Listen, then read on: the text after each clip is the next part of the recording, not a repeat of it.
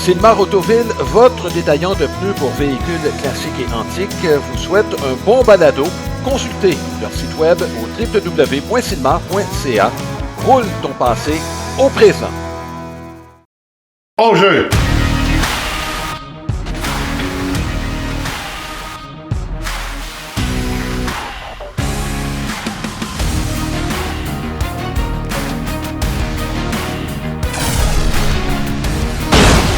Deuxième prise!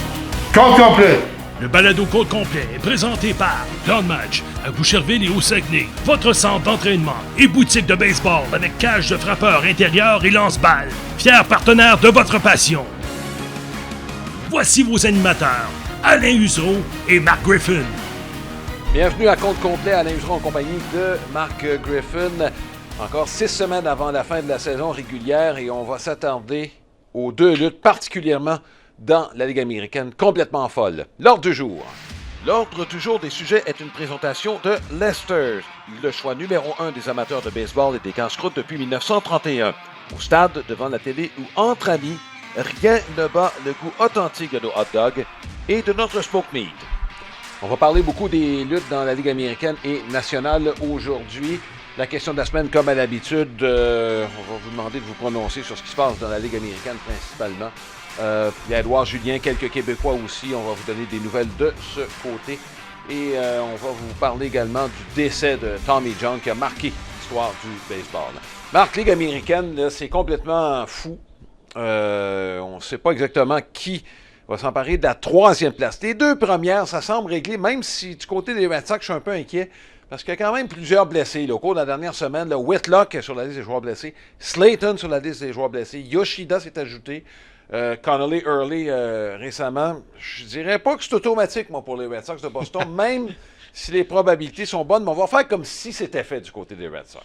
Ben, écoute, de toute façon, première des choses, on va se dire, lorsque le baseball majeur a décidé d'introduire une 3e équipe repêchée pour créer ce genre de course-là, ben chapeau, parce que là, tu as des marchés qui ne jouent pas pour 500. La plupart, d'ailleurs, parmi les équipes repêchées, ne jouent pas pour 500. On est dans la course. Fait que l'espoir, qu'est-ce que ça veut dire? Ben, il y a de l'intérêt. Les codes d'écoute sont bonnes. Il y a du monde dans le stade. C'est à peu près ce qu'on voulait chercher. On aura un débat un jour, Alain, sur éventuellement, peut-être d'avoir un calendrier. Tu sais, j'en avais déjà parlé il y a quelques années. Je fais juste une petite parenthèse comme ça, là. Mais, tu sais, d'avoir un calendrier de 2 saisons. Ah oui, tu l'as vécu, là. Moi, je l'avais vécu, puis tu sais, je trouve ça fantastique. Mais tout ça pour dire que là, au moins, ce que j'aime dans la Ligue américaine, c'est que tu as 6, 7 équipes facilement, là, qui peuvent dire à 6 semaines de la fin de la saison, une bonne série, on gagne 3 sur 5 ou, je ne sais pas, 7 sur 10, 8 sur 10, on est vraiment dans le coup. Fait que ça, je trouve ça bien le fun. Mais là, comment se positionner vis-à-vis de toutes ces équipes? Parce qu'ils ne jouent pas pour 500 la plupart. Là. Les Red Sox jouent, puis je suis d'accord avec toi, c'est rien de garanti. Il faut continuer à jouer du bon baseball. Ça a été plus difficile. Rutschman, c'est beaucoup... je veux dire, il frappe pas du tout là, depuis qu'il était avec les Red Sox. Il y a une couple de blessés. Donc, il y a des défis dans chacune des équipes. Moi, je trouve, Alain, ce qui va se passer, c'est que là, j'ai l'impression que dans les 6 dernières semaines, puis on a regardé les calendriers de ces équipes-là. Il y a des équipes qui ont un certain avantage vis-à-vis d'autres, mais c'est peut-être pas là que ça va jouer. Moi, j'ai l'impression que les faiblesses, on appelle ça des faiblesses, là, vont être exposées dans ce dernier droit-là. Oui, écoute, c'est quand tu regardes tous les sites, j'aime les chiffres, tu le sais, les probabilités de faire les séries, il n'y a personne qui est à 50% dans le groupe là, je parle après les Red Sox de Boston. Là, il y a un tableau qui est assez révélateur. Les Tigers sont en avant de tout le monde. Pourquoi? Parce que là, on se fie sur le site de Baseball Reference. Comment on établit les pourcentages? Je pense que c'est important peut-être de le préciser. C'est qu'on fait une simulation du calendrier d'ici la fin de la saison. Et on tient compte de la force des équipes. Inévitablement, le différentiel compte pour beaucoup. Ouais. Les matchs qu'on va jouer à domicile, les matchs qu'on va jouer à l'étranger, contre qui on va jouer. Parce que des simulations, on peut en faire, Marc, puis on peut en faire, dans le cas de Baseball Reference, on en fait 1000. On pourrait en faire 10 000, 100 000. À 1000, là, c'est déjà très significatif. Tu n'as pas besoin d'en faire plus. Certains vont calibrer, tu comprends, la probabilité de gagner les matchs autrement. On s'est attardé à Baseball Reference. Celui qui est à la tête, c'est un mathématicien aussi, en passant. Je veux juste le dire, là, Sean Foreman. Ceci étant dit, les Tigers, en raison du différentiel, il est établi favori par la plupart des sites. Et tu vois les Blue Jays de Toronto, par exemple, tu dis, bon, tu es au-dessus de 20% à peu près, mais toutes les équipes sont à peu près pareilles. C'est pas comme s'il y avait une équipe qui était favorisée. Donc, on est dans le coup, même si on est à 20 quelques pourcents. Et même si on a un différentiel de moins 50 quelques du côté, par exemple, des Blue Jays de Toronto, alors que les Tigers mènent pratiquement le différentiel de la Ligue américaine. Oui, ils sont très bien placés. Moi, je suis d'accord avec toi. C'est pour ça que moi, il y a une équipe en particulier à laquelle je ferai très attention, c'est les Orioles de Baltimore. Je pense que le niveau de talent est reconnu. Il n'y a pas ce talent-là. Est-ce qu'on l'a vu encore? Mais là, Holiday va mieux. Tu comprends? La rotation des partants est rendue stable. En relève, c'est pas certain. Bon, mais c'est ça. Alors, lorsque je dis que les faiblesses vont être exposées, la relève des Orioles, l'attaque des Blue Jays, tu comprends? La défense, par exemple, des Phillies dans la nationale. Bon, il y a des affaires qui font en sorte que les équipes, qui vont être obligées de... évidemment, obligées. Il va falloir trouver une façon... de gagner des matchs, mais de ne pas exposer ces faiblesses-là. Puis je trouve que dans le dernier droit, on l'a senti dans la dernière semaine. Regarde, en fin de semaine, là, il y a eu une grosse série entre les White Sox et les Tigers. Là. On pourrait parler des White Sox, mais les White Sox ont mis leur pied à terre. Ils ont joué à Détroit. Les deux premiers matchs, tu affrontais Troy Melton qui allait bien, Jackson Jobe, on les a sortis à coups de pied dans le derrière. Les White Sox ont balayé cette série-là. Le pourcentage des White Sox ce matin, on est rendu à 95% et plus. C'était 3 grosses victoires des White Sox de Chicago en fin de semaine. Alors, ce que tu me dis, par exemple, c'est que dans le calendrier des Blue Jays, on affronte les Rays et les Yankees. Cette semaine, là, c'est ce qui s'en vient. Là. Alors, c'est une grosse semaine. Oui. Une grosse semaine. Exact. Sans dire que, si tu perds les 2 séries, tu n'es plus dans le coup, mais ça reste que si tu vas augmenter tes probabilités, ça va devenir important. Oui. Ben, dans le cas des White Sox, c'est qu'on affrontait un rival direct. Tu comprends? Ils étaient deuxièmes, donc là, on s'est éloigné de façon quand même importante. La glissade de Cleveland, on a un bon personnel de lanceurs. Là, il faut que José Ramirez traîne cette équipe-là. C'est comme ça que cette équipe-là a été bâtie ces dernières années. Là. Blessure à une main, il a tout fait pour revenir probablement trop tôt, je pense. Mais il faut que cette équipe-là, à l'attaque, en donne un minimum. Là. Est-ce que tu veux dire la même chose pour Byron Buxton avec les Twins? Il est revenu au jeu. Les Twins, c'est l'équipe qui est moins de 10% présentement, mais quand même dans le coup, si tu regardes au niveau du nombre de matchs à rattraper, l'inconstance des Rangers. Est-ce que Corey Seager va finir par se réveiller? Est-ce que ça va aider? C'est fou comment il y a des situations cette année. Là, tu regardes Vlad Guerrero, tu regardes avec les Mariners de Seattle, ce qui se passe avec Cal Raleigh, des gars qui devaient transporter l'attaque et qui ne le font pas. Fait que ça vient quand même briser un peu des probabilités. Là, cette année, c'est les équipes qui ont de la difficulté. C'est très facile d'identifier un joueur qui ne fait pas le travail qui est à la locomotive. Tu regardes partout et tu as l'impression que c'est la constante, c'est-à-dire Judge avec les Yankees, Raleigh avec les Mariners, Guerrero avec les Blue Jays. Tu peux parler de Tatis avec les Padres. Dans certains cas, quand ils se sont réveillés, ça a réveillé l'équipe. Ouais. Tatis en est un bel exemple. Ouais. Il y en a eu d'autres parce qu'il n'était pas tout seul, là, Tatis, sans avoir des problèmes. Là. Mais tu sais, tu as l'impression qu'une fois que lui s'est réveillé, oups, là, Tatis s'est rendu une dizaine de coups de circuit. Il était à 0 au début du mois de juin. Ouais. Jackson Merrill il s'est réveillé là, récemment. Ouais. Puis tu vois que c'est un effet d'enchaînement. Puis tu sais, un gars qui va bien, qui frappe au 2e ou au 3e rang, soudainement, le gars avant va avoir des meilleurs lancers. Puis, soudainement, le gars après va avoir plus de gars sur les sentiers parce que tu vas être prudent avec. Tu comprends? Fait qu'il y a une influence directe. C'est pas juste. Tu sais, c'est important. Donc, on ne dit pas n'importe quoi lorsqu'on dit l'absence de Judge avec les Yankees. Bien, évidemment, ça fait sentir. Ouais. Mais ce que Vlad n'a pas réussi à faire non plus avec les Blue Jays, ça a eu une grande influence sur le reste. Oui, puis dernier mot sur les Blue Jays. Il y a une couple de jeunes qui sont arrivés. Ils ont contribué. Bateman, Cameron a eu un gros coup sûr en fin de semaine. C'est pas les meilleures décisions sur les sentiers. Là, regarde, je pense que tu as constaté que l'ensemble du baseball majeur, on ne court pas très bien. Là. Non. Mais moi, je trouve que ça ne tient pas grand-chose chez les Blue Jays. Là. Je sais que la rotation est plus stable, mais Scherzer, est-ce qu'il va être capable de prendre son tour jusqu'à la fin de la saison? Il n'y a rien de moins sûr. Bieber semble mieux lancé. Là, tu as Soriano puis Cease qui. Moi je serais bien plus inquiet au niveau de la fragilité de l'attaque.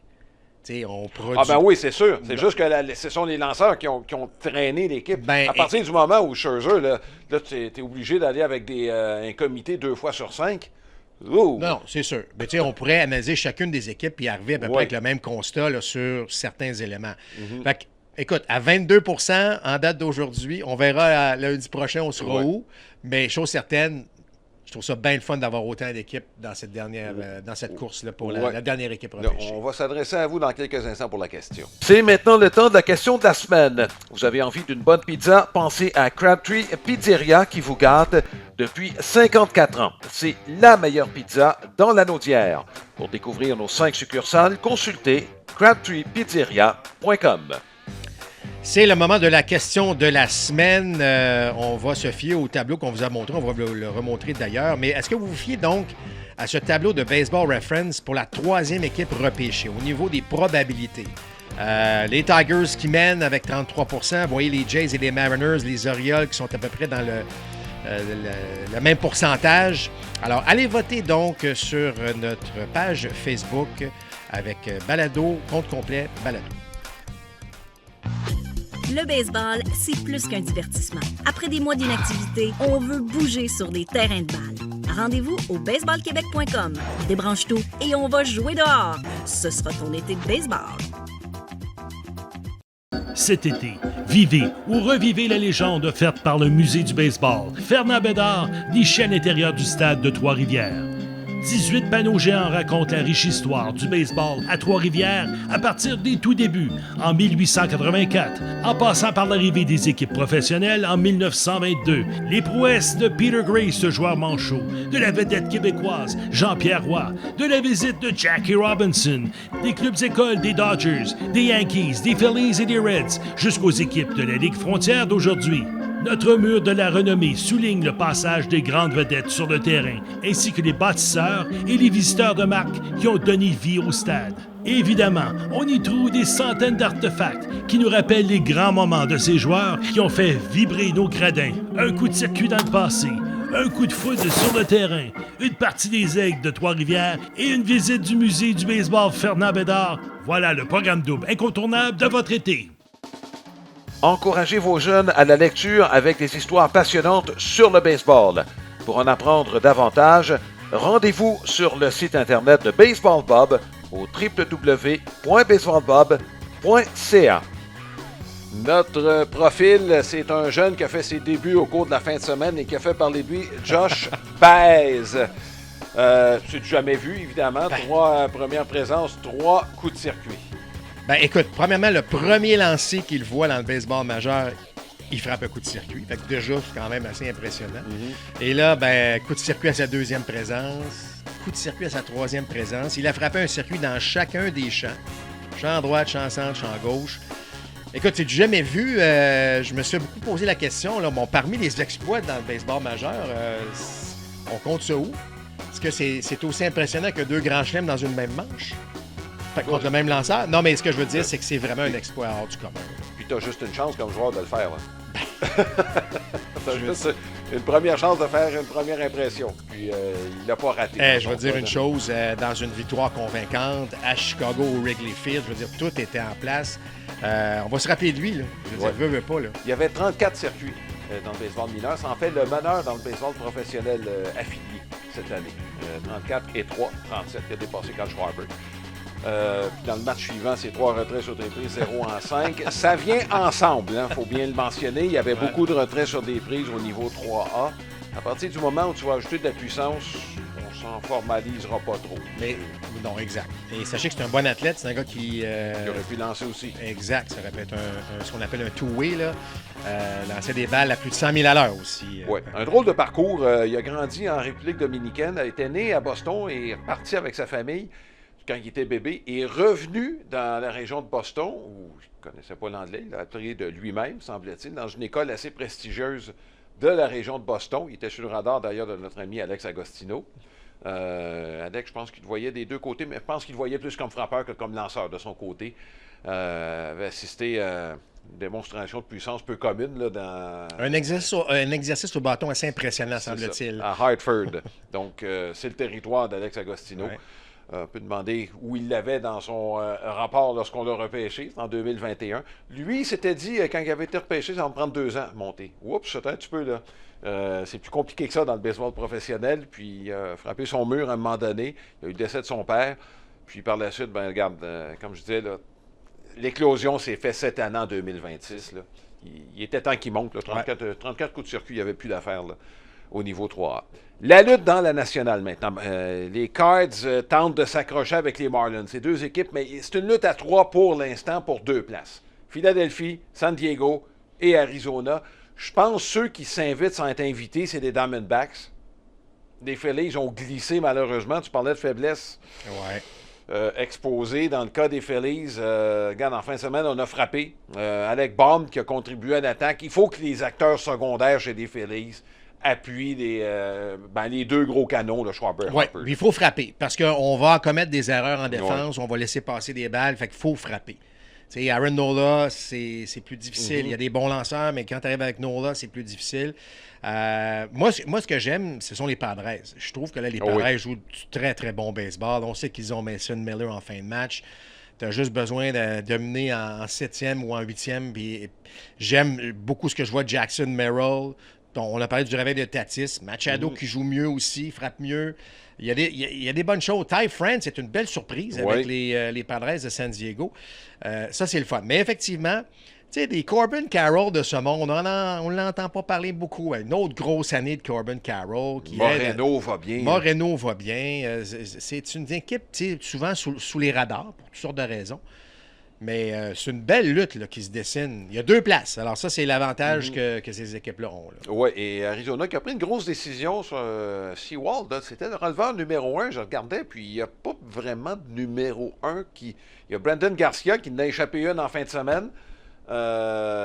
Sur qui on pourrait fier. Morillo qui n'a pas de mauvaise saison. Mais c'est fragile en relève. Ouais. Seawald, effectivement, en avait échappé quelques-unes. C'était difficile pour lui dans les dernières semaines. Mais de loin, c'est celui qui avait la tâche de releveur numéro 1. Il n'y a personne qui a cette expérience-là présentement chez les Diamondbacks. Non, c'est sûr. Puis ça, c'est toujours un gros questionnement. Regarde, les Twins sont allés changer pour Jeff Hoffman parce qu'on cherche parfois aussi un peu, on se met un peu plus de profondeur. Là. Mais pour revenir donc dans la nationale, écoute, il reste 6 semaines. C'est tellement le fun de voir comment on va être en mesure de gérer ça. Mais au moment où on se parle aujourd'hui, là, je pense que les Padres, pour moi, je les place parmi les 2 équipes. Et là, la lutte va se faire entre les Phillies et les Diamondbacks. Bon, on va parler d'Edouard Julien. C'est pas une bonne semaine pour lui. Il a été retiré des 40 joueurs. Ne jouait plus. C'est pas compliqué. Là. Il était utilisé de temps à autre là, comme frappeur suppléant en fin de match. A besoin de jouer. Donc, il a accepté de se rapporter au niveau 3A dans la filiale des Rockies. Pas facile. Non, c'est pas facile. Mais, tu sais, il a toute une carrière. Moi, je veux juste mentionner, les gens disent « Ouais, mais là, il va, il descend, il monte, il descend. » C'est phénoménal. Alain, regarde tous les joueurs de l'Asie qui arrivent, les joueurs canadiens compétitionnent avec tellement d'autres joueurs. Puis, Edouard a 27 ans. Il entre dans ses meilleures années physiquement. Donc, il s'est rapporté au niveau 3. Il a bien fait d'ailleurs à son premier match. Il va rebondir. Je pense qu'il va rebondir parce que là, physiquement, il va être encore plus fort. Il va avoir des choses intéressantes. C'est sûr que tout le monde parle qu'il est trop passif, laisse trop passer de tir. À un moment donné, il va falloir que ça rentre dans sa tête. Moi, je pense qu'il va falloir qu'il soit un petit peu plus agressif. Mais bon, ça ne solutionnera pas tous les problèmes. Mais ça reste que, tu sais, à l'âge qu'il est rendu, l'expérience qu'il a, c'est loin d'être terminé dans son cas. D'ailleurs, Abraham Taureau connaît une très, très bonne saison encore au niveau 3A. C'est pas, il va rebondir quelque part encore. Alors, les gars, ils sont dans l'âge où ils sont encore capables de compétitionner. Mais ce qui est le fun à voir, par contre, Alain, c'est qu'il y en a d'autres qui poussent derrière. Oui. Alors là, Émile Pitt, là, je regardais ses chiffres, là. C'est vraiment impressionnant ce qu'il a réalisé cette année avec 3 équipes. Puis là, il est rendu au niveau 3A. Écoute, ça se pourrait qu'il soit... Moi, je ne serais pas surpris qu'il rejoigne les Mets là, au mois de septembre. Écoute, il vient d'être échangé. Là. Il était dans le 2A des Rays, échangé évidemment avec dans le 2A des Mets. Puis là, les Mets viennent de l'envoyer au niveau 3A. Il est tout le temps sur les buts. C'est 437 de moyenne de présence sur les buts depuis le début de la saison. Cédric de Grand Prix, qui est au niveau 3 avec les Braves d'Atlanta. Lui aussi vient de monter. Là. Ça fait quelques sorties à peine qu'il fait au niveau 3. Écoute, il est à un appel. Là. Il est à un appel. C'est un gars de la région de Saint-Hyacinthe, Cédric, que je connais depuis fort longtemps. Un bon physique de lanceur. C'est le fun. Ça grimpe, ça monte. Tu as des gars qui sont rendus au niveau 2A. Charles Davalant qui est en train de détruire le niveau A. Vraiment, c'est le fun. Puis Dayton Lachance qui a fait ses débuts cette année. Alors, écoute, c'est quoi? C'est 13 ou 14 joueurs présentement dans les équipes affiliées. Ils vont bien la plupart. C'est pas rien, là. C'est pas rien ce qui se passe. Ouais. Bon, il y en a un qui a été libéré, là, c'est Miguel Cienfuegos, là, qu'on aura l'occasion de voir à Québec. Gros coup des capitales de Québec qui viennent d'embaucher Miguel Cienfuegos, qui connaissait quand même toute une carrière là, au niveau 3A. Donc, ça va venir aider les capitales, ça, dans le dernier droit. Oui, donc on va évidemment continuer de surveiller ce que ces joueurs font. En se croisant les doigts qu'il y en a peut-être une couple là, qui vont monter au mois de septembre. Et peut-être même avant. La carte de baseball de la semaine est une présentation de card-dépôt.ca, votre détaillant de cartes sportives et non sportives, avec plus de 60 000 articles en vente sur eBay et une cote de satisfaction parfaite de 100%. On s'éloigne un peu de l'Amérique du Nord. C'est une carte japonaise d'Ichiro Suzuki qui date de 1997. Donc, qui, avant son arrivée avec les Mariners de Seattle, lui est au temple de la renommée. C'est une carrière exceptionnelle, plus de 4000 coups sûrs dans le baseball professionnel. Et s'il avait passé sa carrière dans le baseball majeur, pas certain qu'il n'aurait pas battu le record de Pete Rose du nombre de coups sûrs. Ichiro Suzuki, 1997.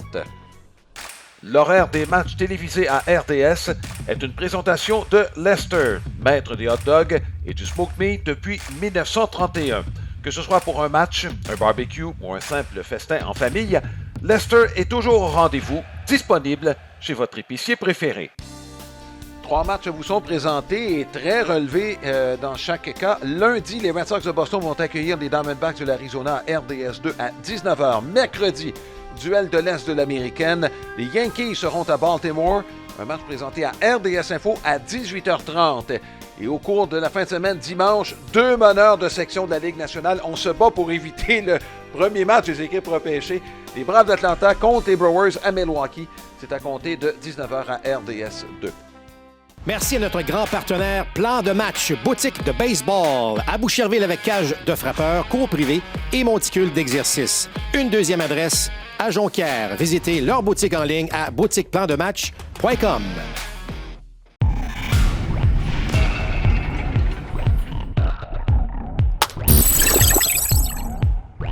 On retrouve Jean-Michel Arsenault et Jean-Michel, tu vas nous parler aujourd'hui de ce qui se passe au niveau des assistances et des ventes de billets.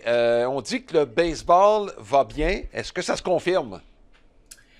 Ben oui, ça se confirme tout à fait, mais c'est des statistiques, je vous dirais, messieurs, là, on va aller plus que juste dans les ventes de billets. Là, la Major League a sorti des statistiques de mi-saison pour pour plusieurs choses avec différents partenaires comme Fanatics, les billetteries, tout ça. Fait que je me suis pris un petit melting pot de petites données que je trouvais intéressantes pour vous, là, puis on va voir si c'est ce qu'on s'attendait ou pas. La première statistique que j'ai choisie, que je trouvais qui était très intéressante, le top 15 des maillots, des jerseys en fait, des joueurs de la MLB les plus vendus. Là, on parle depuis la fin de la saison, depuis la dernière série mondiale, jusqu'au match des étoiles de cet été. OK. Premier, Shohei Ohtani. Le deuxième, Yamamoto des Dodgers. Le troisième, Judge. Quatrième, on a Cal Riley. Mookie Betts, rappelons-nous que ça fait quand même 3 dans le top 5 des Dodgers. Nolan Arenado, Freddie Freeman, encore des Dodgers. Pete Alonso, Roman Anthony, Pete Crow Armstrong, Kyle Schwarber. Et là, vous allez voir qu'on ne stand pas des Dodgers. Kike Hernandez. Bryce Harper, Soto et Guerrero pour compléter ce top 15-là au niveau des ventes. Bon, Nolan Arenado, c'est avec les Diamondbacks, ça, ou avec les Cards? Nolan Arenado avec les Diamondbacks, il y a des ventes, ça cumule les ventes par nom de joueur. Fait que, comme avec Pete Alonso, c'est des joueurs qui ont changé d'équipe pendant cette période-là. Donc, ça pourrait avoir eu un impact aussi. Mais lequel vous surprend le plus? C'est Cal Raleigh. Non, mais il a quand même frappé 60 coups de circuit. Oui, effectivement. Bon, c'était avant sa léthargie, là, mais dans le cas de Cal Raleigh, puis le marché de Seattle aussi, faut que tu regardes le marché. Tu sais, on comprend pourquoi les Dodgers ont voulu mettre de l'argent là-dessus. Moi, c'est le nom de Raleigh. Même s'il a frappé 60 coups de circuit, parce que la vente de ses chandails, c'est relié directement au marché. Regarde, de voir Kiki Hernandez là-dedans, là, tu t'aperçois que s'il joue pour les Pirates de Pittsburgh, là, je suis pas sûr que les ventes soient bien élevées. Là. Puis il n'y a pas une tonne de lanceurs à part Ohtani et Yamamoto. Après ça, puis Ohtani et Yamamoto, on comprend qu'il y a d'autres raisons. Là. Je veux dire, il doit y avoir quelques ventes faites de l'autre côté de l'océan. Exact. Mais il n'y a pas beaucoup d'autres lanceurs, là, si je ne m'abuse. Hein? C'est souvent des joueurs de position. C'est les seuls de la liste. Les autres, c'est tous des joueurs de position. Je suis surpris quand même de ne pas voir Paul Skeens, parce que c'est quand même un chandail qu'on voit beaucoup quand on se promène aux États-Unis, mais il ne faisait pas partie du top 15 dernièrement, donc c'est quand même le fun aussi de voir certains jeunes, Roman Anthony, Pete Crow Armstrong, qui apparaissent dans ça. C'est quand même intéressant, mais Cal Raleigh, moi aussi, c'est une bonne surprise. Puis évidemment, Kike, j'ai vérifié 2-3 fois là, pour être sûr que j'avais les bonnes. C'était pas un autre Hernandez là, qui apparaissait. Ben, c'est ça, là. C'est quand même surprenant, mais comme vous dites, c'est des ventes internationales quand même. Fait que peut-être que Kike, même s'il est très impliqué dans la communauté, peut-être qu'il est dans son pays, en tout cas, il y a clairement eu des ventes qui ont été faites avec son nom sur le chandail. Oui, lui qui vient de Porto Rico. Puis, écoute, sur le plan financier, juste préciser, Jean-Michel, là, tu vends un chandail, d'Ohtani, d'Aaron Judge, c'est divisé en 30 équipes, ça là. Oui. Tu sais, il y a un partage des revenus sur la vente de ces chandails-là. Donc, ça ne va pas tout aux Dodgers. Ça ne va pas tout aux Yankees, c'est divisé également envers les 30 équipes. C'est ça. Ça fait partie là, du partage de revenus. Ça ne va pas aux joueurs directement non plus. Un des éléments que les joueurs aimeraient avoir dans la prochaine convention, avoir une partie des revenus de ce que leur brand est. Tu as raison. Par contre, n'oubliez pas que les agents utilisent ça pour la négociation. Absolument. Alors, Absolument. Ça c'est important. Alors, ils ne reçoivent pas de redevance, mais ils disent « Hey, moi, mon client, il en vend des chandails. » Fait que ça compte dans la négociation. C'est ça. Là, la deuxième statistique, Alain, c'est exactement ce que tu disais là, au début. Là, on va y aller avec les affluences, le top 10 des plus grandes affluences. OK? Encore une fois, il y a les Dodgers qui sont dans une classe à part. On parle d'un petit peu plus de 50 000 personnes qui viennent au stade. Là, c'est sûr qu'il y a des stades qui ne peuvent pas contenir 50 000 personnes. Donc, même si on voulait, ça ne se passerait pas. Ensuite de ça, il y a un groupe de 4 que c'est entre 39 000 et 41 000. On parle des Pats, des Blue Jays et des Phillies.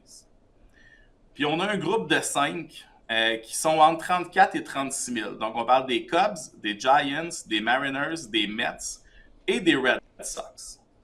Dans ces 10 équipes-là, il y en a 2 qui ont une très haute évolution de l'affluence. Ils ont exactement le même pourcentage si on compare à l'année passée, puis c'est quand même très significatif. Vous pensez que c'est lesquelles? 2 équipes dans ce top 10-là. Qui ont augmenté le nombre de spectateurs de façon importante, là? Importante. Oui. Tu peux nous donner un indice, Ligue américaine, Ligue nationale, au moins, là, pour qu'on puisse... Un dans l'américaine, un dans la nationale. Bon, voilà. Moi, je vais par élimination. C'est pas les Mets. Assurément pas. Moi, je vois avec les Braves dans la nationale. Oui. OK. Ben là, tu vas être surpris, Marc. Là, je vais y aller tout de suite. Je veux pas être party pooper, mais les Mets ont augmenté de 23,4 l'affluence.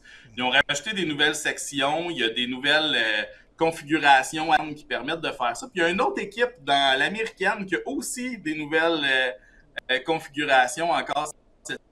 Exactement la même hausse de 23,4 %. C'est quelle équipe, ça? Dans l'américaine. C'est dans l'américaine, vos guesses? Ben, je vois avec les Blue Jays, moi.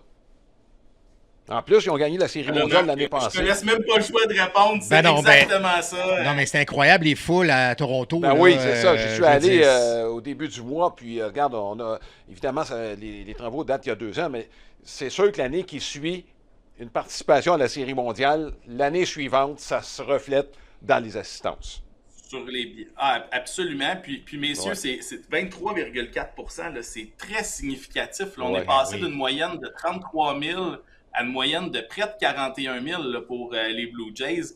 C'est sûr que c'est un très bon coup au niveau des ventes du marketing. La Série mondiale a eu un impact, mais je pense qu'il y a aussi un bon timing où on a consolidé certaines sections où on peut être debout. On a essayé vraiment de maximiser l'expérience aussi en même temps. Fait que c'est un bel amalgame de tout ça.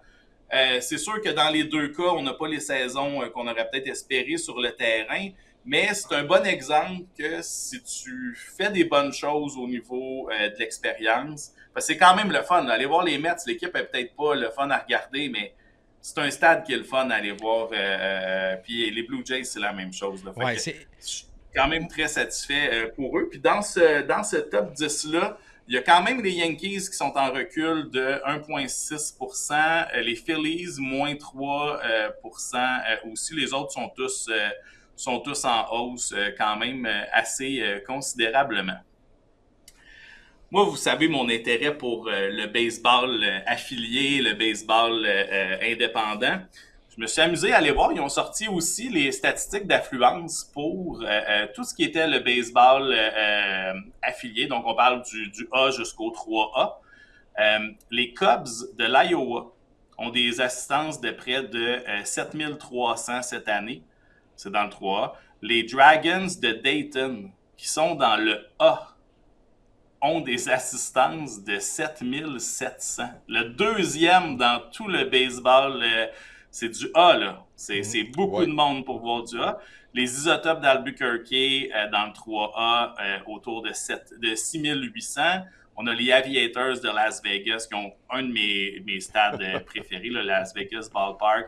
On parle de 6500. Puis les Bulls de Durham complètent le top 5 avec 6450.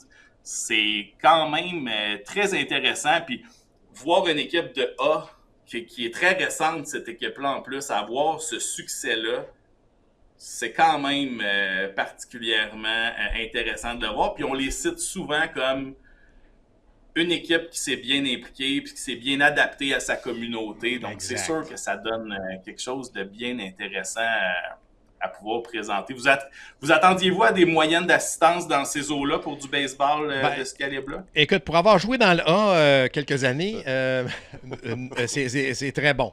C'est très bon comme assistance. Moi, j'ai joué dans la Ligue de la Floride à l'époque. La Floride, là, l'été, là, c'est un État qui se vide.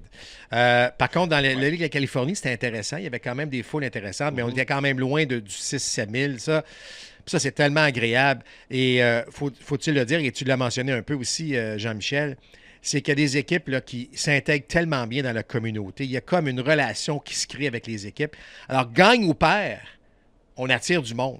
T'sais, on attire du monde parce que c'est le fun d'aller au baseball, c'est le fun, puis toutes sortes de choses. Regarde les Capitales de Québec, ce qu'ils font aussi, oui. là, c'est un peu le même principe où les Capitales se sont intégrées de façon exceptionnelle avec la communauté. Donc, mais c'est le fun. C'est le fun de voir que ça continue. Je sais que les foules aussi dans la Ligue Frontier sont quand même très, très solides. Fait que c'est bon de voir que le baseball est aussi en santé, là, même au niveau des ligues mineures. Oui, puis juste rajouter à ça, puis c'est pour ça que moi, je me dis, le baseball fait fausse route en éliminant des équipes. Tu parles de l'implication dans la communauté. Il y a des communautés, surtout quand, bon, on s'entend que les équipes qu'on a éliminées, c'est de plus bas calibre, là, mais, tu sais, comme la Ligue New York Penn, là, par exemple, là, c'est pas des grosses villes où on s'est installé, mais il y avait quand même une présence. Jamestown, c'en est un parfait exemple. On jouait dans un stade du Junior College qu'il y avait sur place. Mais ces équipes de baseball professionnelles-là occupent une place tellement importante. Là. Évidemment, Jamestown, c'est pas gros. Là, puis c'est un endroit, le sport numéro 1 dans ce coin-là, pour y être allé, c'est le sport automobile. Tu comprends? Le sport spectacle. Mais l'équipe de baseball venait ajouter quelque chose là-dedans. C'est quelque chose qui va se perdre. Et je trouve ça malheureux parce que dans ces petits endroits-là, ben, tu sais, on aimait ça voir Marquise Grissom. Hey, lui, dans 3 ans, ben, on va le voir Ouais. en haut, là. Puis là, il occupe une grosse place chez nous. Tu sais, fait que tu parles de ça, de l'implication des équipes. On va le perdre dans des petites villes, ça. Tu sais, puis je pense que ce que tu reflètes, malheureusement, vient mettre le couteau dans la plaie de ce qu'on est en train de faire dans le baseball professionnel, là.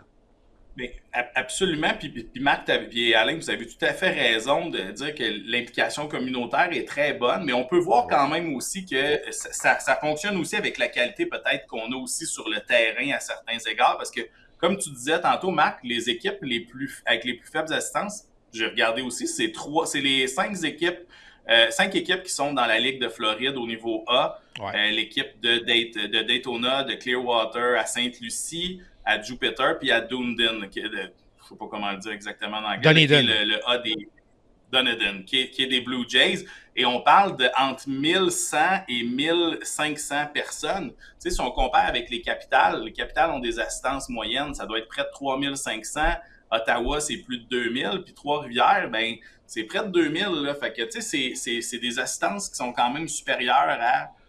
Des fois, on aime ça se comparer, là, mais à du baseball affilié qui est quand même un calibre intéressant aussi. Mais ça devient intéressant de voir un petit peu comment ça fonctionne. Fait que j'avais envie de vous partager un petit peu ces petites données-là là, cette semaine. Des fois, on aime ça se comparer. Là. Fait que finir avec les capitales, si on compare les pires que je vous ai donnés avec les meilleurs, ben, les capitales sont en plein dans le milieu de ça. Fait que je trouve ça quand même très intéressant. Puis donne un bon produit. Là. Toutes nos équipes de la Ligue Frontier au Canada. As-tu ton chandail de Roman Anthony en passant, Jean-Michel? J'ai mon chandail de Roman Anthony Jersey. Ah, OK. Et ben pas ici, là, mais à la maison. Tu peux être sûr que je l'ai bien porté dans mes vacances quand on est allé. Donc, tu fais partie des statistiques. Tu as aidé la statistique de Roman Anthony dans le top 15. Oui, je fais partie des statistiques. J'ai même acheté c'est plus un T-shirt, fait que j'aurais pas fait partie de la statistique, mais un T-shirt de Roman Anthony alors qu'il était avec les Sox de Houston. On est allé voir un match du 3A aussi, puis ça me prenait ça. Va-t-il venir aider les Red Sox en fin de saison? Oui, il ferait du bien parce qu'il y a quelques blessés. Là. Effectivement. Ben, si c'est pas lui, ça sera peut-être Franklin Arias. Oui. Je vais juste terminer avec cette petite note sur les assistances parce qu'on voit que c'est en hausse. La première équipe à avoir attiré 3 millions de spectateurs, c'était les Dodgers dans les premières années de Tommy Lasorda à la fin des années 70. Et la première équipe à attirer 4 millions, je ne sais pas si tu t'en rappelles, Marc, à l'époque où tu jouais. Vas-y. C'était les Blue Jays de Toronto dans les premières années du Sky Dome. C'était les grosses années, ça, des Blue Jays. On a remporté 2 séries mondiales. Ça aidait pas mal. 92, 93. 4 millions. C'est une moyenne de 50 000 spectateurs par match. C'était gros, les Blue Jays, à cette époque-là. Jean-Michel, merci beaucoup. Oui, merci, Jean-Michel. Merci, messieurs. Bonne semaine. À la prochaine. On va terminer en parlant du décès de Tommy John, qui a marqué le baseball. Tommy John, il a été très bon comme lanceur. Il a eu 2 carrières, il faut bien le dire. Une avant son opération, blessure au coude dans le milieu des années 70. A raté une saison complète. Et lui s'est soumis à cette opération-là sans savoir s'il était pour être capable de lancer. Et je vais juste te relancer en disant, le docteur Frank Jobe, juste avant l'opération, a regardé Tommy John et dit « Je ne sais vraiment pas ce que je m'en vais te faire. » Ah, Et ça a transformé le baseball. Je veux dire, combien de jeunes, de joueurs qui ont subi l'opération, qui ont relancé leur carrière, qui ont poursuivi leur carrière, qui ont aidé leur carrière. Il va y avoir le débat, est-ce qu'il appartient au temple de la renommée? Est-ce que le Dr. Jobs appartient je ne sais pas au temple de la comment renommée? Dr. Job devrait y être. C'est ce que je pense. Moi je l'ai subi. C'est le Dr. Job, d'ailleurs, je ne sais pas si on est capable de voir. Montre-nous où est située ta cicatrice. Je ne sais pas si on voit, là. Attendez un petit peu, j'essaie de voir. Il y a une cicatrice là, juste ici. Oui, là, moi, je la vois bien. OK. Mais c'est ça. Alors, c'est ça. Donc, ça part de l'avant-bras jusqu'au biceps. Là. Alors, c'est quand même important, mais moi, écoute, ça date de 92. Là. Ça fait un petit bout de temps. Puis à l'époque, il n'y avait pas de garantie. Il n'y en a pas encore aujourd'hui, tu vas me dire, mais le taux de réussite est pas mal plus élevé dans le baseball moderne qu'à cette époque-là. Moi, le docteur Job, lorsqu'il a terminé l'opération, il dit « T'es pas lanceur, toi? » J'ai dit non. Alors, il avait bien vu que j'avais peut-être un petit peu abusé. Puis rapidement, je vous raconte, c'est que c'est un peu un manque, je vais dire, de maturité. J'ai pas peur de le dire aujourd'hui. C'est que j'avais un bon bras. Puis on m'avait toujours dit, exploite tes forces dans la vie, monte ton bras. Sauf que quand tu joues au Québec, au Canada, bon, tu joues 60, 70, 75 matchs par année. Puis tu t'en vas après ça l'hiver, puis tu te reposes, tu fais d'autres sports, tu fais d'autres choses. Là, tu t'en vas jouer dans le baseball professionnel à 150, 160 matchs, plus un camp d'entraînement de 6 semaines, plus des séries, puis tu comprends que là, alors il aurait fallu doser. T'sais, il aurait fallu que je... Mais moi, entre les manches, je lançais fort. Avant les matchs, je lançais fort. J'avais jamais mal au bras. Puis j'avais un bon bras. Fait que je le montrais, j'utilisais. Puis 3 ans passés professionnels, ben, à un moment donné, il a dit c'est assez. Alors, ça a cédé. C'était durant un camp d'entraînement. Un match préparatoire entre les Expos et les Braves. J'étais pour les Expos. Puis j'ai fait 2 lancers au 3, puis 2 lancers au marbre. Mes 2 premiers lancers au 3e but étaient très bons, comme d'habitude, sauf que là, ça commençait à picoter un petit peu dans le bout des doigts. Mon premier lancer au marbre, j'ai atteint l'intercepteur, mais tu vois clairement, puis là, je secouais mon bras de main, puis le sauteur a dit « T'es-tu correct? » Ben, frappe-moi un dernier roulant, puis je vais terminer ça. Puis le dernier a fait à peu près, je dirais, une vingtaine de pieds. Et là, j'ai vraiment senti. La sensation, c'est comme si quelqu'un vous prenait un briquet ou une allumette puis qui vous brûlait la peau. Tu sais, puis à un moment donné, il disait là, enlève-la. Là. Puis là, tu l'enlèves. Fait que là, la douleur part instantanément. Là. Fait que, mais c'est le mouvement d'arriver ici, là, l'espèce de. C'est là que, écoute, ça faisait très mal. Alors, évidemment, tu subis l'opération. C'est 1 an de réhabilitation. C'est encore le cas aujourd'hui. Ça n'a pas diminué. Et je vous dis, là, même si aujourd'hui, on sait qu'au niveau médical, bon, on a des meilleures connaissances et tout ça, ça reste que à un moment donné, dans cette période de réhabilitation, tu dis, je n'en lancerai jamais une balle de ma vie encore. Ça c'est terminé. Parce que, tu sais, tout est coincé, tout est pris. Puis là, ben, petit à petit, il faut que tu sois patient. Puis là, ben, ça revient. Le processus, semble-t-il, de déplier le bras par la suite, ça semble que c'est vraiment pénible et très douloureux. Je te dirais que moi, je me souviens d'avoir vu un thérapeute qui faisait à peu près 6 pieds 4, 200 quelques livres, qui était à genoux, puis on essaie de gagner 1 millimètre. Puis il était à 2 bras, tu sais, tu dis, il va me casser le bras. Mais non, il l'étirait au maximum. Puis à un moment donné, ben...